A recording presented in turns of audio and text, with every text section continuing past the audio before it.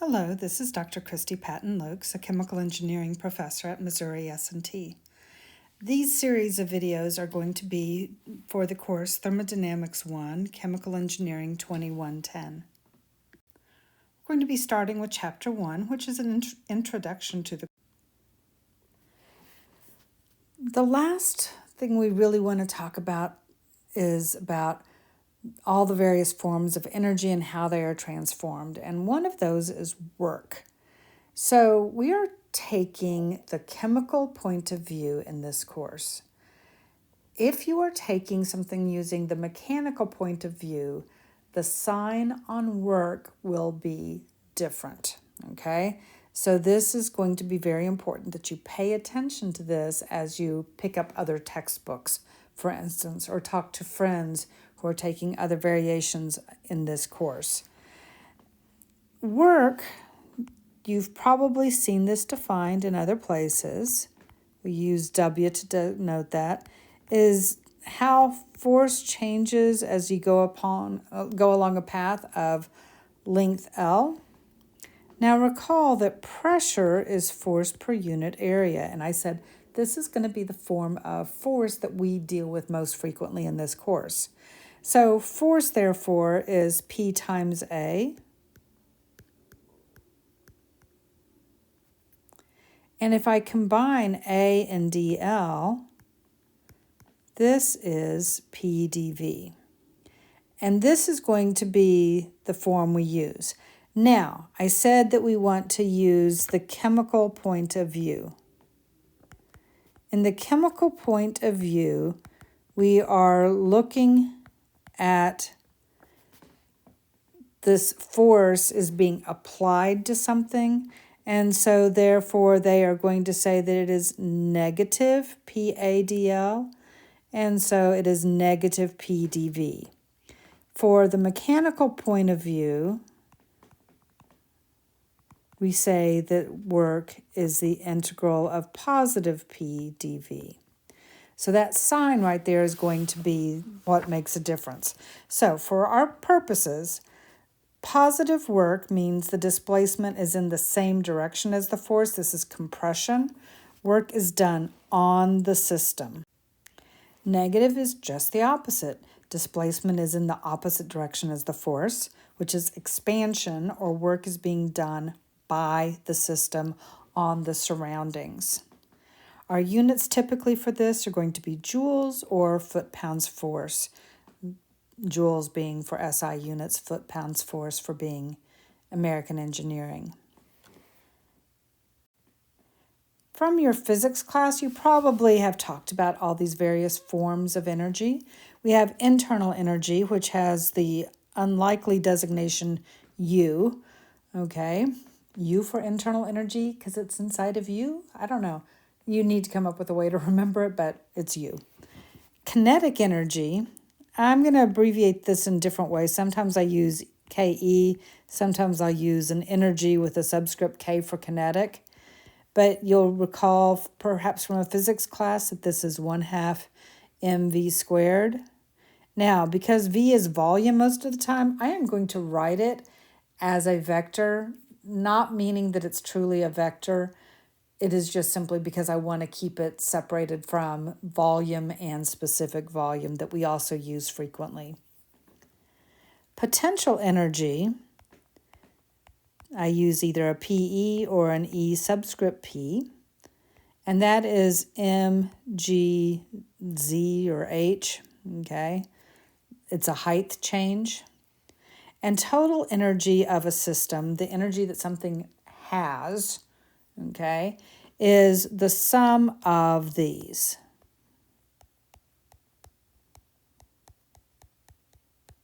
Okay, so it is U plus 1/2 m velocity squared plus mgz.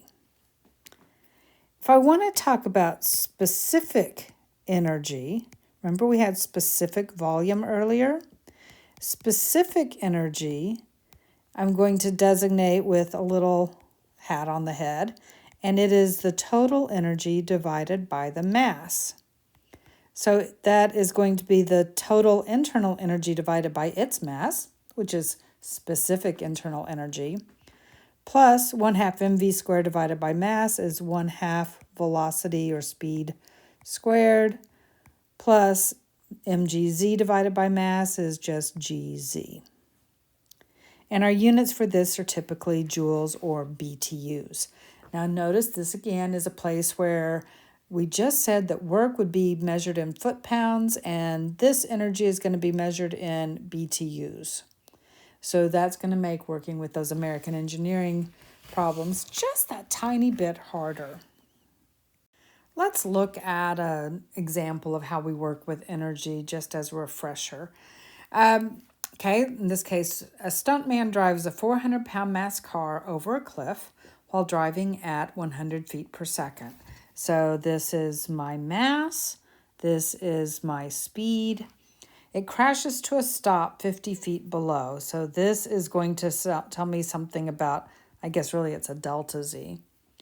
We want to know what is the change in internal energy if one can assume that the total energy remains constant.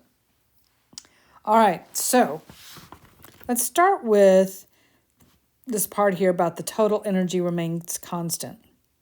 That means that the energy at state 1, okay, top of the cliff, is equal to the energy at state 2, bottom of the cliff, right? I have car. I can draw a better car than that. Okay, it's not a great car, but it's a better car than that first one.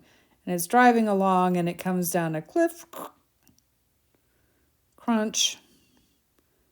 Okay, there's my poor mashed up car now at the bottom of the cliff.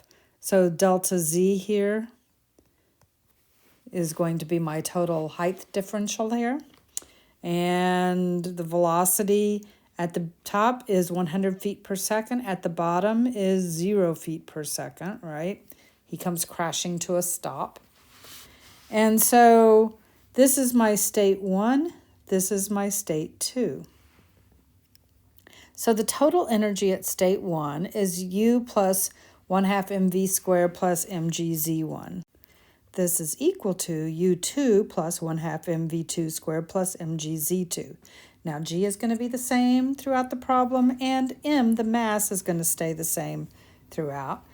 The internal energy U is going to change from U1 to U2, but we are looking for the change in internal energy, which is delta U, which is U2 minus U1 is the way we define that typically. All right, so I'm going to solve for U2 minus U1, right, and rearrange this. And I'm going to get that, okay, so this went to that side. These two need to come to this other side here. All of these have mass. 1/2, oh, I already have mass written there.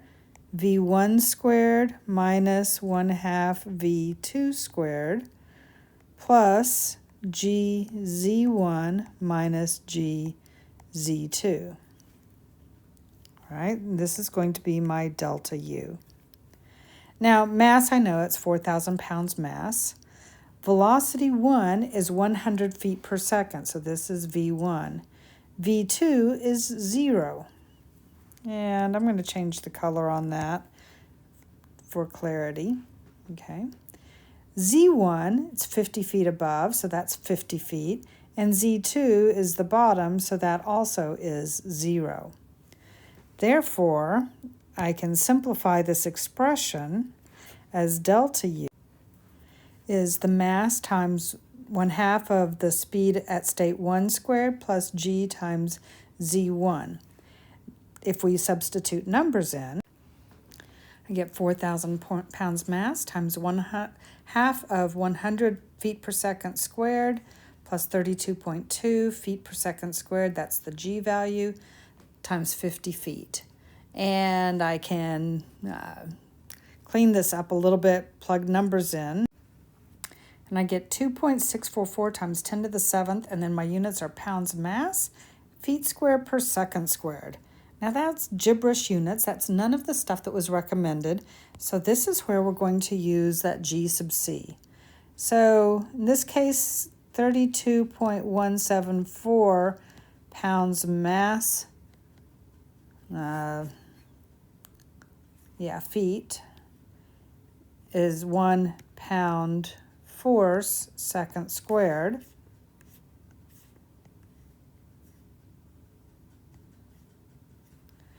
All right, so now I have pounds force times feet, so foot-pounds. If I want this in BTUs, because remember energy should be in BTUs, I can look up conversion factors, and I see that 1 BTU is 778 foot-pounds force. And so therefore delta U is 1,056 BTUs.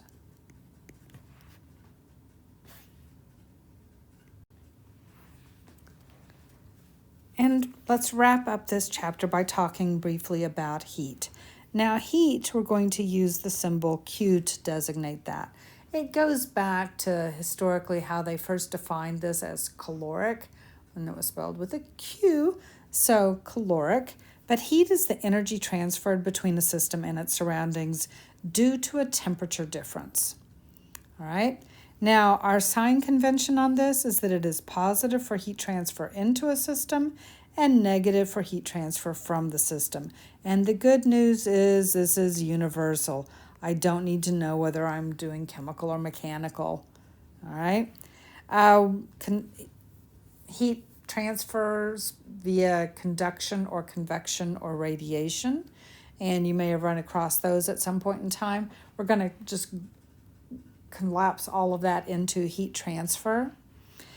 And there's one special vocabulary thing you need to know, and that is about an adiabatic process.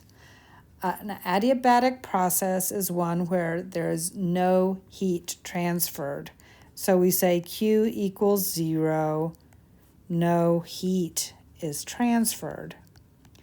Now, a lot of times a system won't be truly adiabatic, but we will know to solve the problem as if it were when we say that a system is well insulated. That's going to be kind of code word for adiabatic processes. And for heat, the form or the units for this are going to be either joules or BTUs. So this concludes chapter 1. Thank you very much.